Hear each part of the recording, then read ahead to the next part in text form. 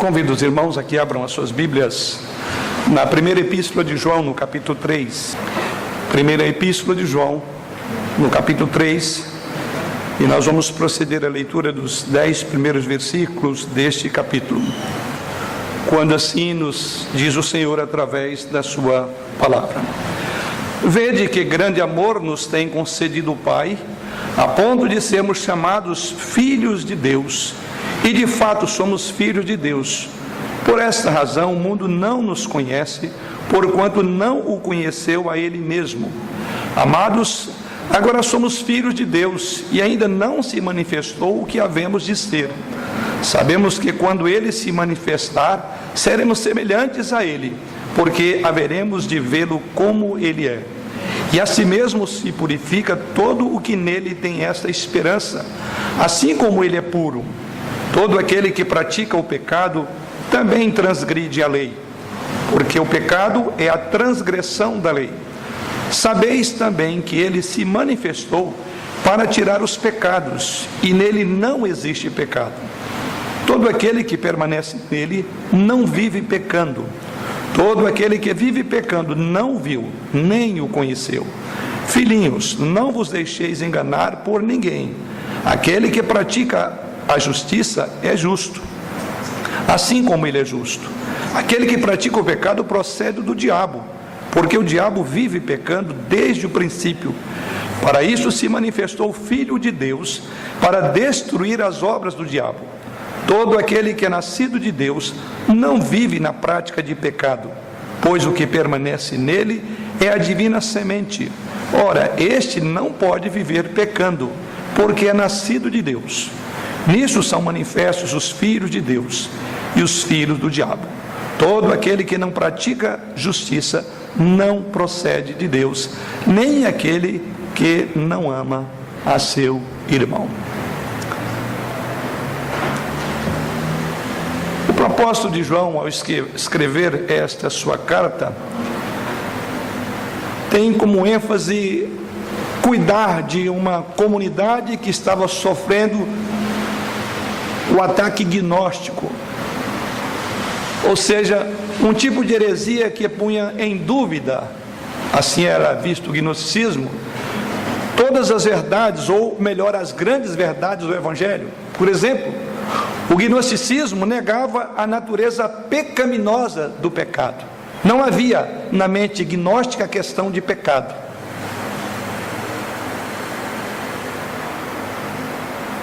Outro grande tema da cristandade que era negada pelo gnosticismo é o rompimento da comunhão com Deus. Não admitiam que o homem estava rompido com Deus por causa do próprio pecado, e nem mesmo a natureza desse Deus.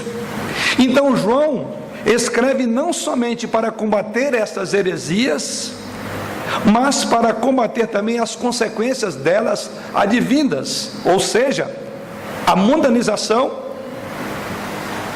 era algo comum no contexto. Aqueles que tiveram o privilégio ao poder ler essa carta vão perceber o tanto que João está chamando a igreja a uma vida de santidade, de pureza, de santificação. A mundanização que incluía uma noção errada do que vinha a ser pecado. Uma mundanização que, na visão gnóstica que estava entrando para a igreja, dizia: não importa o conceito de pecado.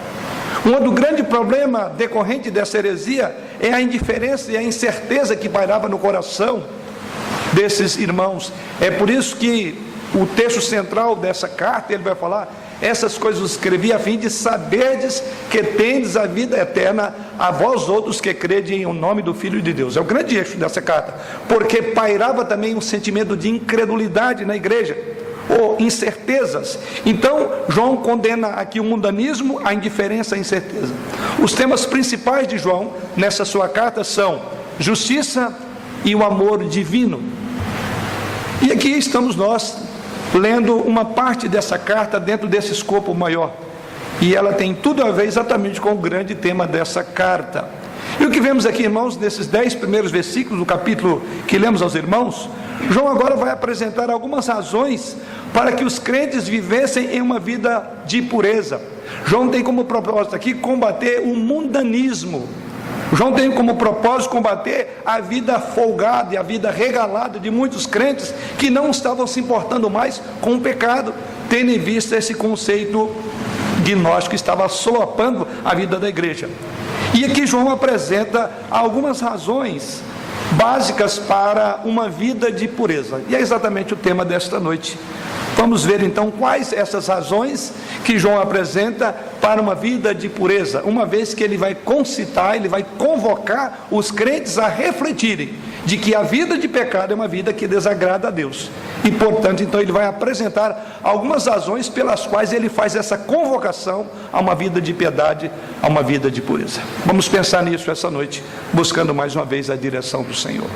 Pai, nós louvamos o teu nome por estarmos um momento muito especial do nosso culto, como todos decorrido até aqui, mas esse de uma forma muito especial, porque nele podemos agora parar para ouvir o Senhor.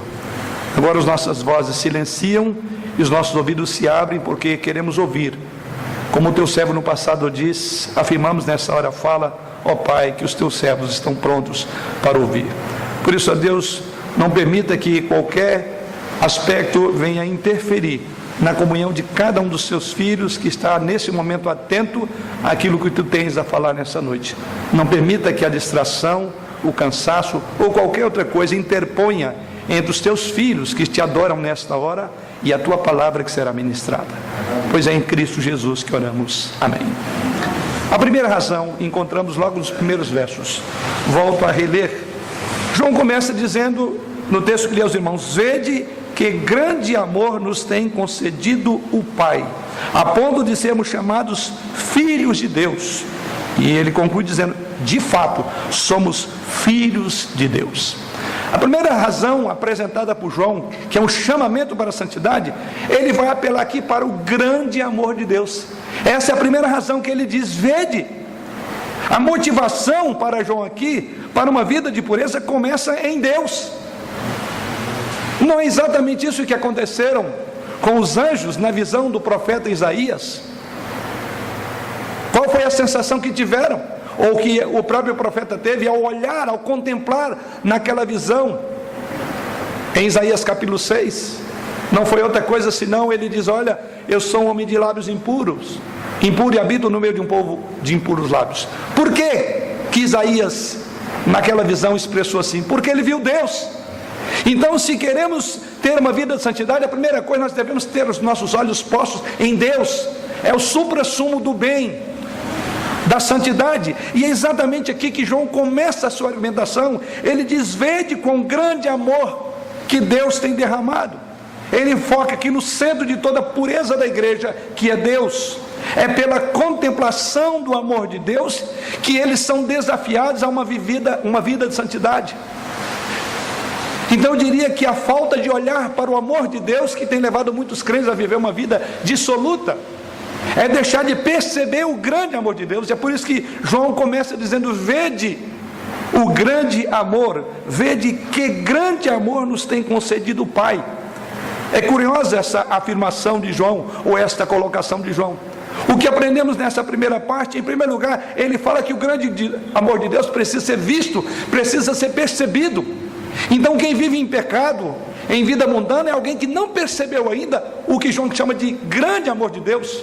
Esse grande amor de Deus, na linguagem do apóstolo Paulo, ele diz que o amor de Cristo nos constrange. É a linguagem que o apóstolo Paulo diz: julgando nós isto, morreu por todos, diz o apóstolo, logo todos morreram, para que os que vivem não vivam mais para si mesmos, mas viver para aqueles que por ele morreu e se entregou. Então, na mesma linha de pensamento, Paulo está dizendo: o amor de Cristo nos constrange, nos impulsiona a amar. E é exatamente isso que João coloca aqui: vede o grande amor de Deus. Então, se você tem vivido numa vida de pecado, se você tem vivido numa vida de indiferença, a primeira coisa que eu advirto a você, à luz da palavra, é: observe quão grande amor Deus devotou a você. Porque o amor de Deus que vai constrangê-lo a uma vida de santidade, como é descrito no próprio texto. Então é exatamente isso que ele diz. Ele chama a atenção e diz: olhem, avaliem a grandeza do amor de Deus. Que amor é esse? Quando nós contemplamos o amor de Deus na cruz de Cristo, é um amor eterno, é um amor imenso, é um amor sacrificial, um amor altruísta, um amor explícito, um amor ativo, um amor íntimo, tudo isso, João diz, perceba o amor de Deus por você, se está vivendo em pecado. O elo que une aquele que dá ao que recebe é o amor. E o que João está dizendo aqui é que, como filhos de Deus, somos recipientes do amor divino. Então nós devemos confessar que não somos capazes de compreender as dimensões do pecado enquanto não enxergarmos a dimensão de tão grande amor. Por isso ele diz, vede. A expressão que grande amor, ou vede o grande amor, aponta para a peculiaridade desse amor. Chama-nos a nós de amigos. Quem são chamados de amigos aqui? Aqueles que outrora eram filhos da ira, filhos do diabo. Então vede o grande amor. É curioso o modo como João começa a sua argumentação para chamar uma vida de pureza à igreja. Ou seja, antes do apóstolo João falar da nossa incapacidade de alcançar a perfeição que ele vai requerer um pouco mais à frente, viver em pureza, ele fala da capacidade de Deus amar pessoas como você. Ele diz, isso não comove você? Quem é você? Quem você era? Vede que grande amor Deus devotou a você. Sim, essa é a primeira grande afirmação de João. É o grande amor de Deus. É a razão básica, ou uma das razões apresentadas no texto para chamar-nos à santidade. Mas por outro lado ele diz, não apenas para contemplar, para perceber o amor de Deus. Ele diz, o grande amor de Deus foi grandemente demonstrado. Então há um foco desse amor no dizer do apóstolo João. O amor de Deus pode ser visto porque ele foi grandemente demonstrado, e João destaca exatamente a demonstração deste amor de Deus. Então ele fala do amor de Deus em três perspectivas. Ele diz, primeiramente, a ponto de sermos chamados filhos de Deus, verso 1 ainda, a parte final. Ou seja, João está contemplando o passado. Ele fala de um amor que Deus no passado nos amou e fomos chamados de filhos de Deus. Veja que coisa extraordinária. João então recorda que o privilégio da vida cristã, ele diz que nós éramos ainda pecadores. Aliás, esse mesmo João diz nessa mesma epístola que Deus nos amou sendo nós ainda pecadores. Então ele diz, olhe para o amor do passado, olha a demonstração de como Deus tratou você quando você estava na lama e no pecado, e Ele te amou ali, vede. Então esse chamamento é para olharmos para o amor do passado.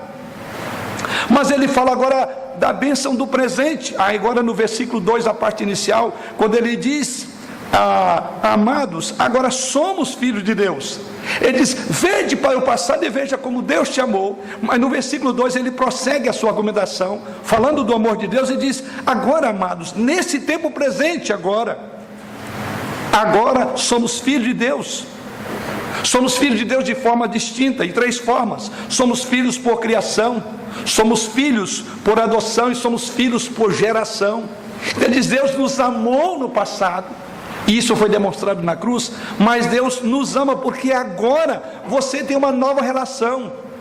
Você não é mais estranho, você não está alheio à promessa feita na aliança do Senhor. Agora ele diz, agora somos filhos de Deus. Nascemos de cima, numa outra linguagem do próprio apóstolo João, nascemos do alto, nascemos de novo, nascemos da água, nascemos do Espírito, somos filhos de Deus. Aliás, essa palavra agora, somos filhos de Deus, o versículo 2, poderia muito bem ser traduzida como somos filhos de Deus, como alguém, crianças nascidas de Deus. Ele diz, vede, no passado Deus te amou, olhe para a cruz no passado. No presente você tem uma nova relação, você agora, usando a linguagem direta, você é uma criança nascida de Deus. Por conseguinte, vocês são filhos de Deus. Isso não é um mero título, é um fato. Mas João fala do amor no futuro também.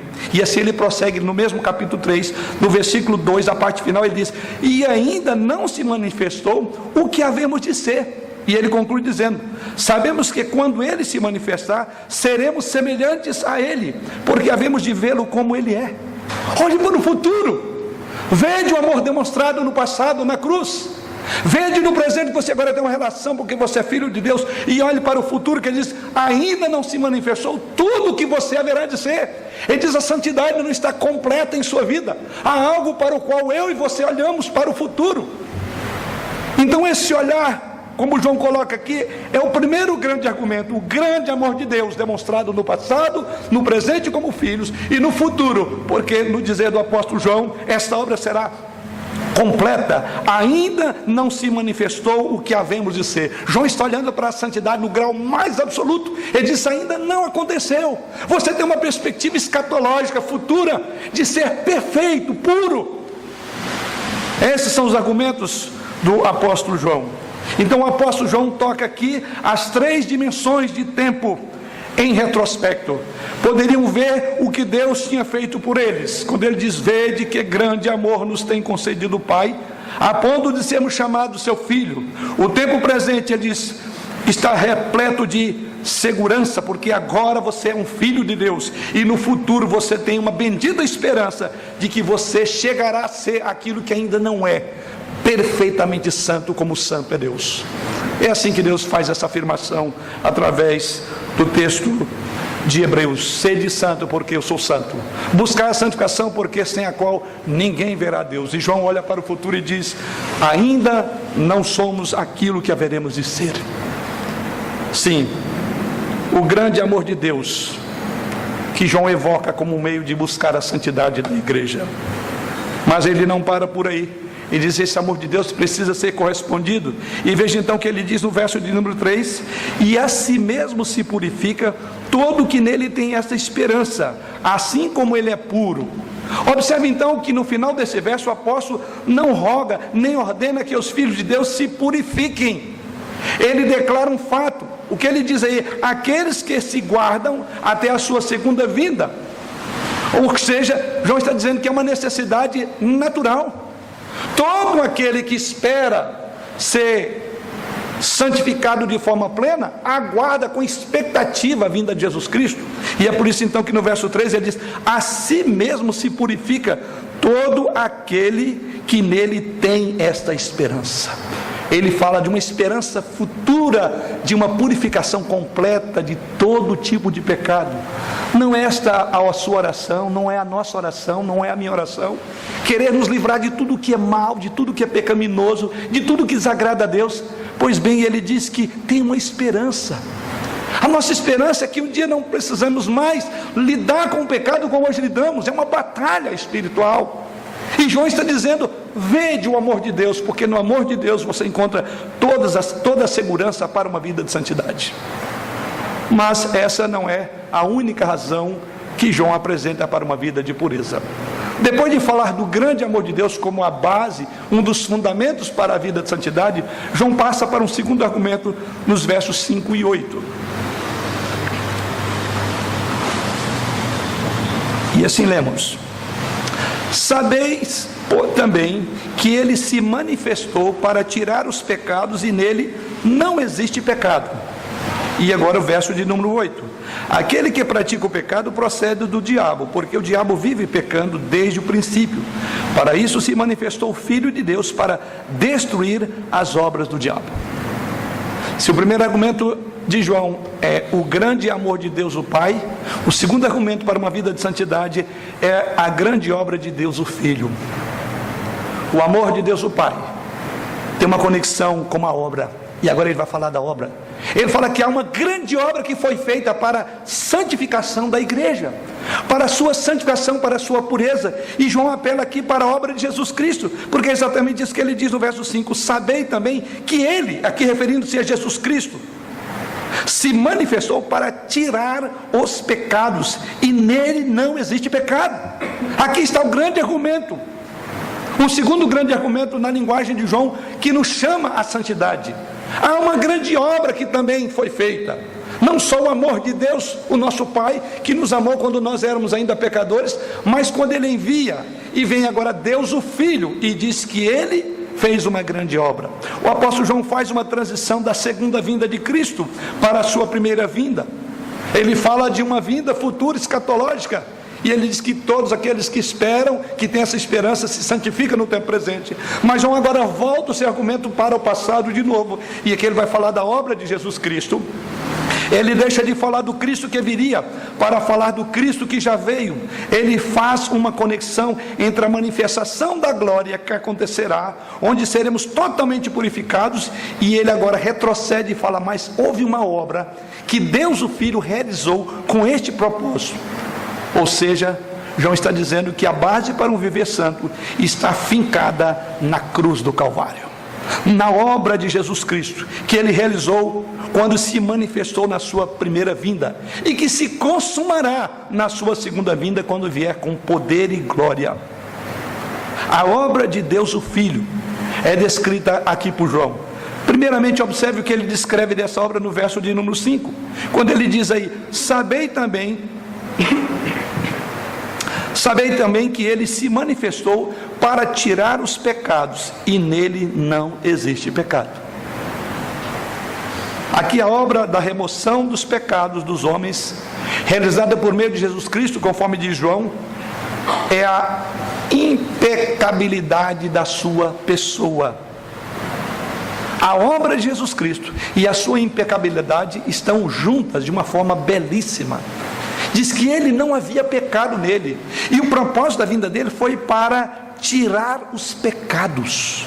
João está dizendo que Deus tem um foco nessas pessoas a quem ele amou, é tirar os pecados dela, e ele não hesitou em matar o Filho por causa dos nossos pecados.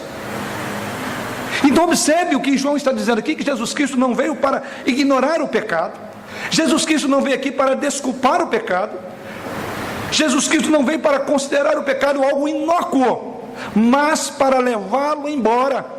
Aí são várias as figuras veterotestamentárias que falam dele levando os nossos pecados, apresentado em todo aquele ritual ordenado por Deus no Antigo Testamento. Aqueles animais que eram imolados, tendo como propósito levar o pecado do povo. E é exatamente isso que Jesus fez. Jesus veio ao mundo para salvar o seu povo dos seus pecados. Aliás, o nome Jesus, revelado pelo anjo a Maria, em Mateus 1:21, já diz tudo. Ele será chamado Jesus, que quer dizer aquele que tira o pecado do seu povo. João está na mesma linha de raciocínio de Mateus. Ele veio para tirar os pecados, diz o versículo 5. E Mateus ali diz que ele chamará Jesus. O anjo diz ali que é aquele que tira o pecado do mundo. Ele entrou no mundo como Salvador. Na visão de Lucas, descrevendo o nascimento de Jesus, ele seria o Salvador. Lucas 2,17. Ele veio como Cordeiro de Deus que tira o pecado do mundo, como diz o mesmo João no Evangelho, no capítulo 1, verso 29. Jesus tira os pecados, carregou no seu próprio corpo. As Escrituras nos afirmam que ele tomou sobre si os nossos pecados, e ele tira os nossos pecados por meio da expiação. Ele paga pela nossa culpa. Ele não fez vistas grossas ao pecado. No dizer do profeta Isaías, ele foi traspassado pelas nossas transgressões, ele foi moído pelos nossos pecados, ele se fez pecado por nós. Ele não pecou, mas se fez pecado por nós. As Escrituras nos afirmam que o castigo que nos trouxe paz por causa dos nossos pecados estava sobre ele. Foi ferido por Deus, foi oprimido de Deus. No dizer de Isaías, ele é o Cordeiro de Deus que tira o pecado do mundo. Essa é a segunda argumentação de João. Você precisa de uma vida de santidade, porque há um preço muito alto por cada um dos teus pecados. Porque no dizer de João, no versículo 5, ele veio para tirar os pecados, e nele não existe pecado. Que grande argumento, irrefutável. É como se João dissesse: se o amor de Deus não te comoveu, eu vou te apresentar uma segunda razão. A obra de alguém que veio para fazer isso, para tirar o pecado. A expressão que João usa aqui, tirar os pecados, não constitui somente o pagamento da culpa do pecado. Esse tirar, no versículo 5, significa também quebrar o poder que o pecado tem na vida daquele que peca. Talvez um bom texto poderíamos olhar essa maneira dessa tradução seria na carta de Paulo aos Romanos, e você pode abrir comigo aí no capítulo 6, versículos 6, 11 e 12, para nós entendermos a expressão que João usa no texto em consideração essa noite, quando ele diz para tirar os pecados, não só no sentido de pagar pela culpa do pecado, mas tirar o poder que o pecado tem de nos levar a cometê-lo. E olha o que o apóstolo Paulo afirma em Romanos capítulo 6, versículo 6: sabendo isto, que foi crucificado com ele o nosso velho homem, para que o corpo do pecado seja destruído e não sirvamos o pecado como escravos. Na mesma sequência, verso 11 e 12: assim também vós considerai-vos mortos para o pecado, mas vivos para Deus em Cristo Jesus. Não reine, portanto, o pecado em vosso corpo mortal, de maneira que obedeçais às suas paixões. No verso 6, um fato. Ele diz que Jesus Cristo foi crucificado, e com ele o nosso velho homem, para que o nosso corpo não sirvamos mais ao pecado. E ele então vai apresentar. Voltamos para o nosso texto principal. É isso que João quer dizer quando também afirma lá que ele veio para tirar o pecado. Ou seja, esse tirar o pecado aqui que João usa significa que Deus, através da obra de Jesus Cristo, quebra o poder que o pecado tem na vida do seu povo. Você já pensou nisso? A obra de Deus em você quebra o poder que o pecado tem de te dominar. Você é dominado pelo pecado? Avalie a sua relação com Jesus. Avalie se realmente você olhou para o Calvário, se você foi convertido à cruz de Cristo, porque na cruz de Cristo dela emana poder para quebrar a força do pecado. Por isso que as Escrituras dizem que o pecado não terá domínio sobre vós. Você já parou para pensar nisso, querido irmão? Você tem lidado com o seu pecado da forma como João está abordando aqui? Você tem se preocupado com ele? Mas há algo mais. Ele diz que Jesus Cristo se manifestou não só para tirar os pecados, mas observe na sequência do pensamento de João, agora no versículo 8, a parte final. Em segundo lugar, Jesus se manifestou para destruir as obras do diabo, não só para pagar, para tirar os pecados, mas no verso 8 ele diz que Jesus veio para destruir as obras do diabo. Ele é o pai da mentira, ele é o pecador nato, em essência. Então ele não veio só para tirar o pecado, mas destruir aquele que promove isso, aquele que encoraja isso, o próprio diabo. E é então por isso que João diz: para isso se manifestou o Filho de Deus, para destruir as obras do diabo. O diabo é o pai do pecado. O pecado gera morte, e o diabo veio, como diz o próprio Jesus Cristo, para roubar, matar e destruir. Sim, no dizer Jesus Cristo, o diabo é assassino, ele é ladrão, ele é mentiroso, ele é enganador, ele é tentador, ele é destruidor, ele é acusador dos irmãos, ele é a serpente sedutora, ele é o dragão devorador, ele é aquele que veio para roubar, matar e destruir. E João diz: eu conclamo você à vida de santidade, porque Jesus Cristo veio para destruir as obras que são características do diabo: a mentira, o roubo, o assassinato. A cruz de Cristo é para isso, queridos. Ele não vem só para tirar os pecados, mas destruir as obras pecaminosas, as obras do diabo. Jesus desbancou os principados e potestades na cruz. Lembra o que a Bíblia diz? Ele triunfou sobre o diabo e sobre as suas hostes. Ele expôs os principados e potestades, no dizer do apóstolo, ao desprezo, à vergonha. Ele esmagou a cabeça da serpente, profetizada por Deus lá em Gênesis 3,15.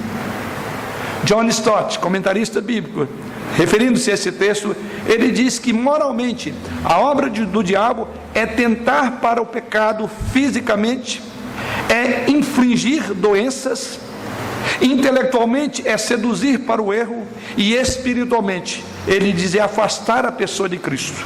E ele prossegue dizendo no seu comentário: a palavra grega katargel, traduzida aqui por destruir, não significa, no dizer de John Stott, aniquilar, mas privar de forças, tornar inoperante.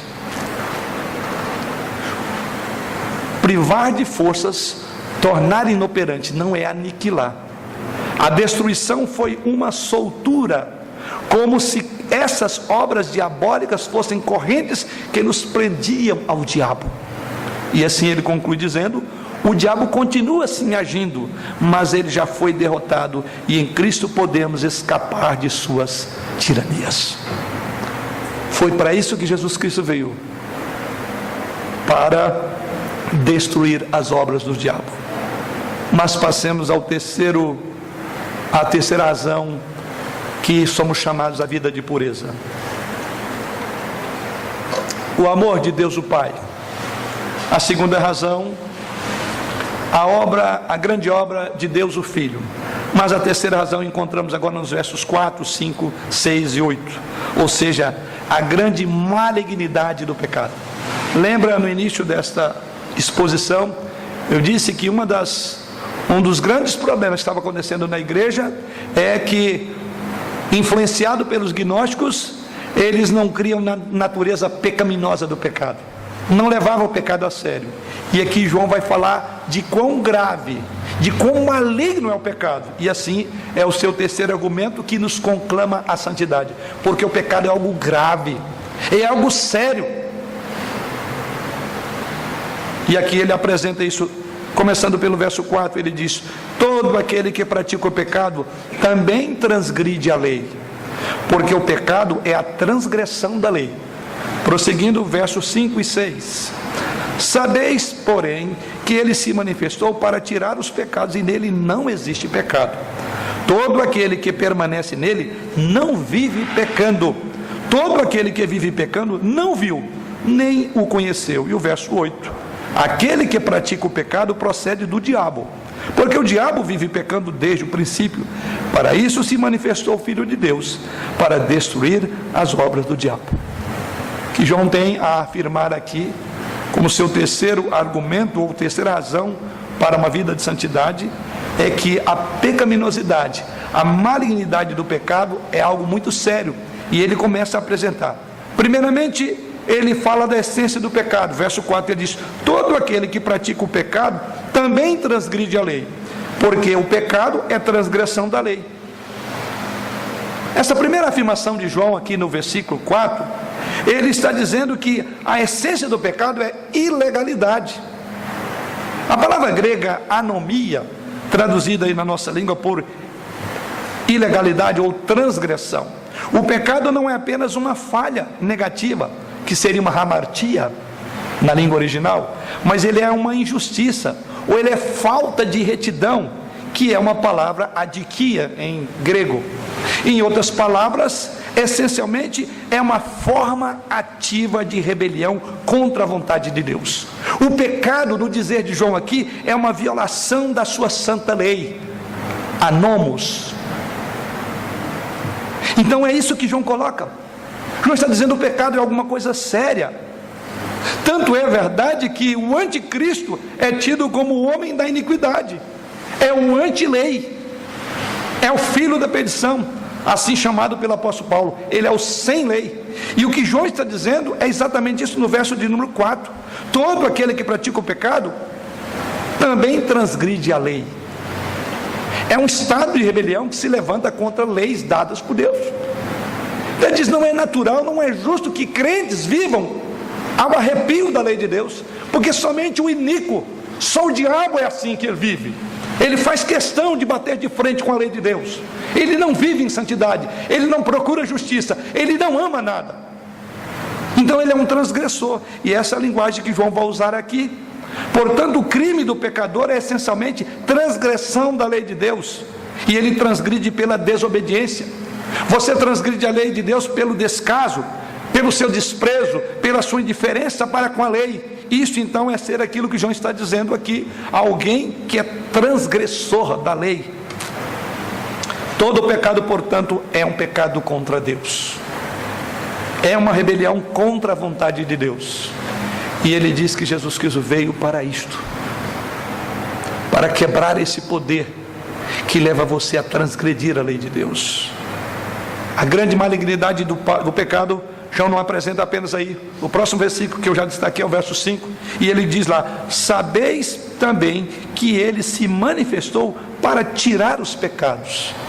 O que João está dizendo é: se Cristo se manifestou para tirar os pecados, como dito no verso de número 5, ele então destruiu as obras do pecado, ou do diabo, como diz o verso de número 8. Então a ação do pecado é insurgir-se contra a obra de Cristo. Se a obra de Cristo tem esse propósito, então quando eu peco, eu estou me insurgindo contra a obra, porque a obra teve um propósito, ela teve um fim: quebrar este pecado. E todas as vezes que você peca, você transgride essa lei, você se insurge contra a cruz de Cristo, você se torna um pecador insolene contra o Calvário. Toda vez que um filho de Deus peca, está levantando contra a cruz e mostrando que não entende ou não dá o devido valor àquilo que Cristo fez na cruz. É expondo Jesus à ignomínia, à vergonha da cruz novamente. Se Cristo se manifestou, como João diz, para tirar os pecados, seria correto então mantê-lo em sua vida? Se o pecado demandou do Pai a entrega do Filho, e do Filho a sua própria morte na cruz, então poderíamos considerar como algo inócuo ou desculpável o pecado? Isso é impossível. Pecados não se explicam, diz a música. Pecado se paga, e Cristo pagou por mim. Não levante de forma insolene contra o Calvário, porque o pecado faz isso. Mas no versículo 6, falando da malignidade do pecado, João continua dizendo: todo aquele que permanece nele não vive pecando. Todo aquele que vive pecando não viu, nem o conheceu. Por definição, Jesus e pecado jamais podem estar juntos. Por isso, João diz: todo aquele que permanece nele não vive pecando. O outro comentarista, chamado John Gill, escreve sobre esse texto dizendo o seguinte: o verdadeiro cristão permanece em Cristo como o galho assim o permanece na videira, derivado dele ou derivando dele toda luz, toda vida, toda graça, santidade, sabedoria, força, alegria, paz e conforto. John Gill vai trazer a ilustração dada pelo próprio Jesus: eu sou a videira, vós sois os ramos, e o ramo que estiver em mim vai produzir fruto. E ele diz que é assim que João está falando. Há uma ligação, causa e efeito. Ele diz: quem está ligado a Jesus não pode viver em pecado, porque o que está nele é a divina semente. E o que João está dizendo aqui é que o pecado surge do não permanecer em Cristo, irmãos. É a não permanência em Jesus que leva a pecar. É impossível permanecer em Cristo e no pecado ao mesmo tempo, que os dois não se juntam em água e óleo. É impossível permanecer naquele que é justo e praticar a injustiça ao mesmo tempo. É impossível permanecer naquele que é puro e viver na impureza ao mesmo tempo. É impossível ter comunhão com aquele que é luz e viver nas trevas ao mesmo tempo. A visão de Cristo e o conhecimento de Cristo são incompatíveis com a visão e vida do pecado. No verso 8, na parte A, ele diz: aquele que pratica o pecado procede do diabo, porque o diabo vive pecando desde o princípio. Primeiramente, é o ponto de excluir. Ele diz: quem está em Cristo não pode viver em pecado. Agora eu vou dizer quem vive em pecado. Agora eu vou mostrar quem que ele é semelhante. De onde é que procede o pecado? E agora ele vai trazer este novo aspecto aqui, falando do pecado, a procedência dele. E é por isso que ele diz: sabeis também que ele, ou melhor, aquele que pratica o pecado procede do diabo, porque o diabo vive pecando desde o princípio. O diabo é o pai do pecado. O pecado vem dele. Pecar é obedecer àquele que peca desde o princípio, em lugar de obedecer a Deus. Portanto, cada pecado, cada pensamento impuro ou palavra inverídica nos faz sucumbir na influência satânica e diabólica. E assim participamos da rebelião contra Deus, nos insurgimos contra Ele, como fez o diabo. E é isso que ele diz: porque o pecado vem do diabo. Mas João vai falar por fim no versículo 5, que contra isso há uma vitória. Sabei, porém, verso 5, sabei também que ele se manifestou para tirar os pecados, e nele não existe pecado. Só aquele que é justo e puro, em quem não existe pecado, é que pode tirar-nos do pecado. É por isso que a Bíblia diz que o pecado não terá domínio sobre nós. Só por meio do sangue de Jesus Cristo podemos obter vitória no pecado, contra o pecado. E essa é a vitória que vence o mundo, a vossa fé. O pecado não pode ser tirado por esforços humanos. Não podemos lavar a nós mesmos. O injusto não pode justificar a si mesmo. O impuro não pode purificar a si mesmo. Somente Jesus Cristo. Então essa passagem é um convite a você e a todos que estão vivendo em pecado. Volte para Jesus. Volte para a cruz. É o bálsamo na hora da dor. É o sangue puro que veste para purificar de todo o pecado, de toda a injustiça. Aliás, é isso que João diz logo no início dessa sua carta aqui, na sua primeira epístola.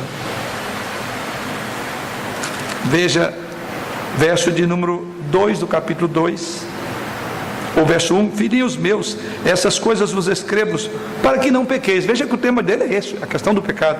Agora, se todavia alguém pecar, temos advogado junto ao Pai, Jesus Cristo, o justo. E ele é a propiciação, é o que nos torna favorável pelos nossos pecados, e não somente pelos nossos próprios, mas ainda pelos do mundo inteiro. Aqui está a solução. O impuro não pode purificar-se, mas Jesus faz isso. O injusto não pode justificar, mas ele é justo. E é isso que João está dizendo. Sabei, porém, que ele se manifestou. O que João está dizendo? Não tem sentido vivermos em pecado, porque Jesus se manifestou para nos purificar desse pecado, para nos tirar desse lamaçal. Mas a quarta e última argumentação de João, como base para uma vida de pureza, encontramos os versos 7 a 10. E aqui João tem algo a apresentar. João fala aqui que na verdade há uma impossibilidade dos filhos de Deus de viverem na prática do pecado. Esta é a sua quarta e última razão. O amor de Deus derramado por nós, a obra de Jesus Cristo a nosso favor, a pecaminosidade do pecado, quão grave ele é. E por fim ele diz, é impossível. Há uma impossibilidade de que os filhos de Deus vivam em pecado. Vamos olhar isso a partir do verso 7. E a primeira coisa que ele diz, filhinhos, não vos deixeis enganar por ninguém. Veja que havia uma influência terrível dentro da igreja, como afirmei no início dessa mensagem. Ele diz, olha, não se deixe enganar. Ou seja, haviam pessoas enganando umas às outras dentro da igreja sobre a questão do pecado, que o pecado é um negócio irrelevante. E ele diz, não se deixe enganar por ninguém, seja quem for.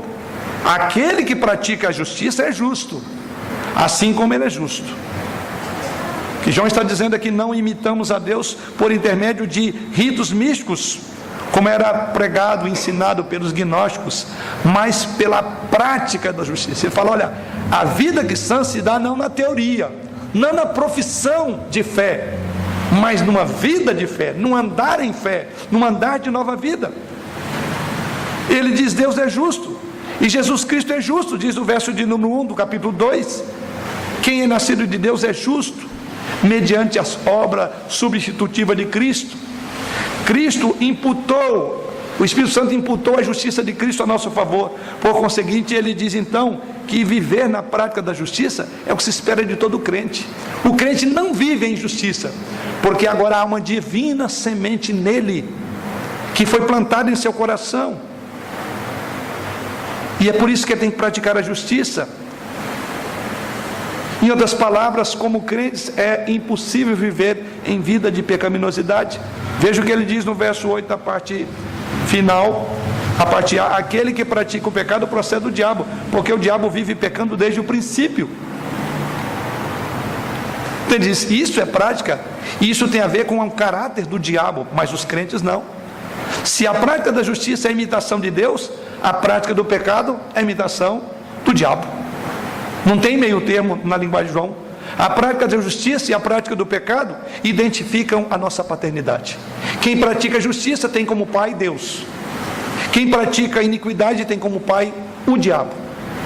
Não tem meio termo. João é muito claro nisso. Aqueles que são filhos de Deus, diz ele, praticam justiça, e aqueles que são filhos do diabo praticam o pecado. Então João está dizendo, é uma questão de essência. A sua última argumentação, ele apela agora para o ponto central: quem de fato nós somos. Não somos o que falamos, mas somos o que fazemos. Não é nosso discurso que nos torna filho de Deus, mas provamos a nossa filiação pelas nossas obras. É o que Jesus Cristo diz: pelos frutos se conhece uma árvore. Podemos todos professar a mesma fé, mas temos pais diferentes, modos de trabalhar diferentes, porque a nossa fé, ou a proclamação dela, não é tudo o que nos une. Assim, a prática do pecado é impossível para os filhos de Deus. Veja o que João diz no verso de número 9: todo aquele que é nascido de Deus não vive, não é na teoria, na prática do pecado, pois o que permanece nele é a divina semente. Ora, este não pode viver pecando, porque é nascido de Deus. Quero fazer um destaque aqui nessa palavra, aquele que vive pecando. Todo aquele que é nascido de Deus não vive na prática do pecado. Algumas versões, em especial creio que a versão corrigida, ela diz lá: aquele que é nascido de Deus não peca. Não é uma boa tradução, porque o verbo aqui traduzido, ele está no presente do contínuo. Então é a ideia de continuidade, até mesmo porque não seria correto dizer que aquele que é nascido de Deus não peca. Por quê? Porque o mesmo João, no início da sua epístola, ele diz que se alguém disser que não tem pecado, capítulo 1 da mesma carta, no verso de número 9, ele diz assim, no verso número 8: se dissermos que não temos pecado nenhum, a nós mesmos nos enganamos e a verdade não está em nós. Então a tradução é, voltando para o nosso texto, conforme está aí na versão que eu estou usando, que é a versão da maioria dos irmãos aqui, a versão atualizada. Então a tradução é exatamente essa: aquele que pratica o pecado. Então aqui é a ideia de continuidade no pecado. Então pecar aqui está no presente contínuo. E isso então significa que o cristão não pode viver na prática, viver no hábito do pecado. O pecado não é mais uma atmosfera da vida dele, é algo estranho, um elemento estranho na vida do crente é o pecado. Assim, ao João usar os verbos aqui no tempo, na língua grega, no presente do indicativo, João está dizendo que o crente não pode praticar o pecado como um hábito, não é natural, não é mais o seu habitat, é algo estranho pecar. Ele não diz que não peca, mas viver na prática do pecado. Portanto, irmãos, o pecado deliberado, que é o que João está colocando aqui, é uma conspiração contra o amor do Pai. É uma conspiração contra o sacrifício expiatório de Cristo. E é contra a obra regeneradora do Espírito Santo. Quem peca deliberadamente, continuamente, está pecando contra a Trindade. E isso que João diz, não é possível. Porque aquele que nasceu de Deus tem uma divina semente e que o livra de viver no hábito do pecado. Lord John Ogilvie, comentando esse assunto de uma forma muito contundente, afirma, referindo-se ao verso de número 9, ele diz: o verbo pecar, no verso de número 9, se encontra no presente do indicativo linear ativo, falando aqui da língua original, significando uma ação constante, consistente e compulsiva. E esse tipo de pecado que fomos libertados, é desse tipo de pecado que fomos libertados. Fomos libertados do pecado habitual como um desejo dominante das nossas vidas. Passaremos, diz ele, por lapsos temporários, mas a nossa conversão significou uma demarcação drástica e uma reviravolta. E ele prossegue comentando: voltamos de uma vida que se movia para longe de Deus, para uma vida que volta a aproximar-se de Deus. A nossa paixão agora é glorificar a Deus, diz o comentarista, e desfrutar dele em todas as coisas. Pode haver, conclui ele dizendo, atos separados que nos alarmem e mostrem que ainda somos barro, que ainda estamos sendo moldados, mas a mão do Pai constantemente nos formará a imagem de Jesus Cristo.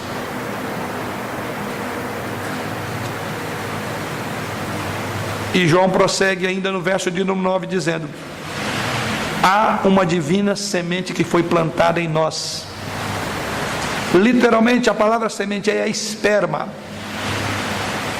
que é a palavra. Ele diz que há uma divina semente, um esperma, foi implantado em nós através da palavra. O princípio divino de vida verdadeiro foi dado como uma concepção de uma nova vida dentro de nós.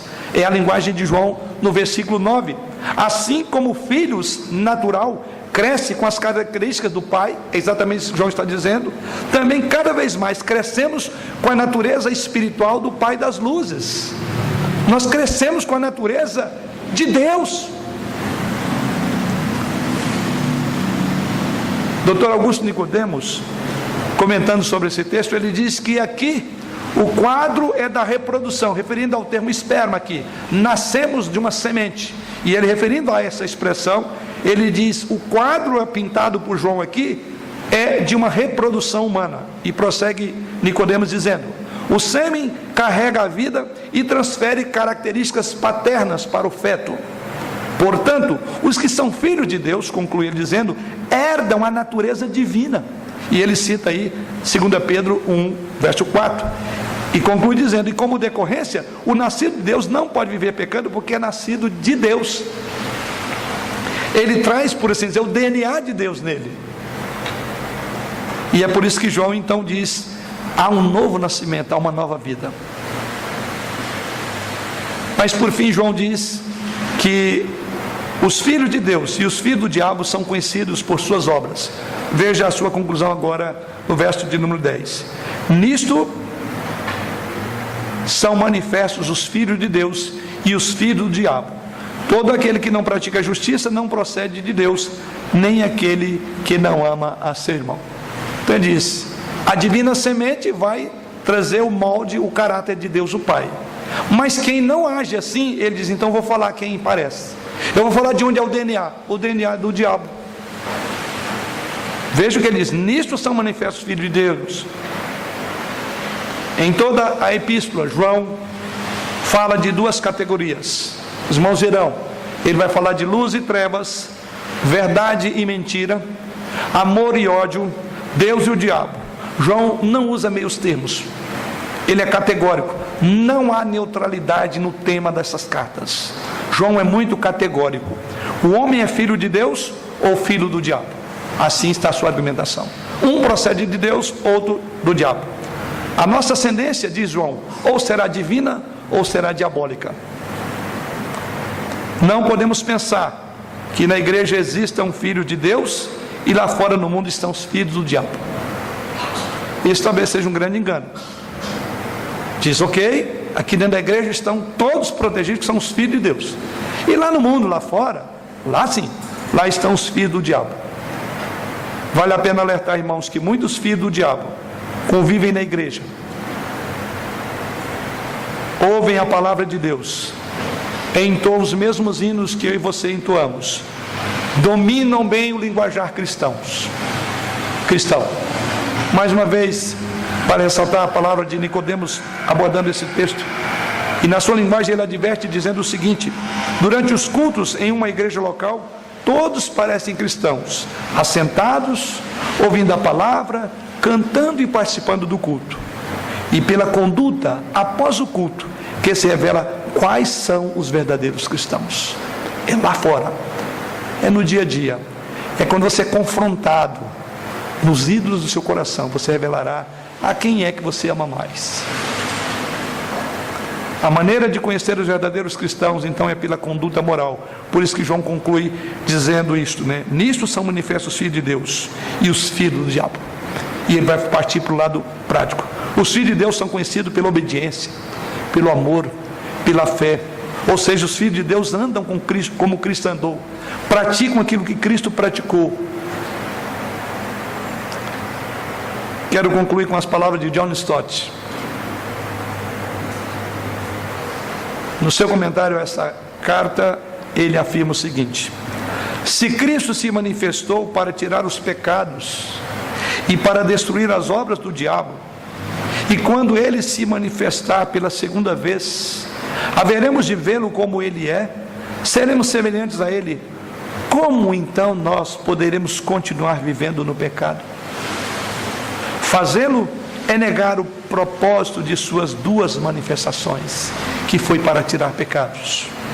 Se quisermos ser leais à sua primeira vinda e estar preparados para a segunda vinda, devemos nos purificar, como ele é puro.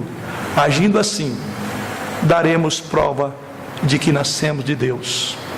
Que o Senhor nos abençoe, para que a vida de santidade seja a marca nossa, minha, sua, de nossas famílias, dos nossos filhos, dos nossos lares. Que o nosso andar seja de fato um andar que justifique o bom nome que trazemos de Cristo sobre nós. É um peso eterno, é um peso da glória, ser chamados filhos de Deus. Não desonre o nome do Senhor. O amor de Deus, a obra de Cristo, a malignidade do pecado e os efeitos devastadores do pecado são os instrumentos que João usou para chamar a igreja à santidade. Disse que naquele contexto a mentalidade da igreja era de mundanismo. Naquela época, mundanismo sendo apregoado pelos gnósticos. Hoje, não é só o gnosticismo disfarçado de vários outros ismos que estão trazendo o mundanismo para a igreja. São várias as formas e cores que o diabo está trazendo para dentro do contexto da igreja, o mundanismo. Que a nossa voz se levante forte contra o mundanismo, dentro e fora da igreja, dentro e fora dos nossos lares, não permitindo que o diabo plante a semente num terreno tão fértil, que é o coração da igreja, que é o nosso coração, que são os nossos lares. E assim Deus será glorificado. Amém.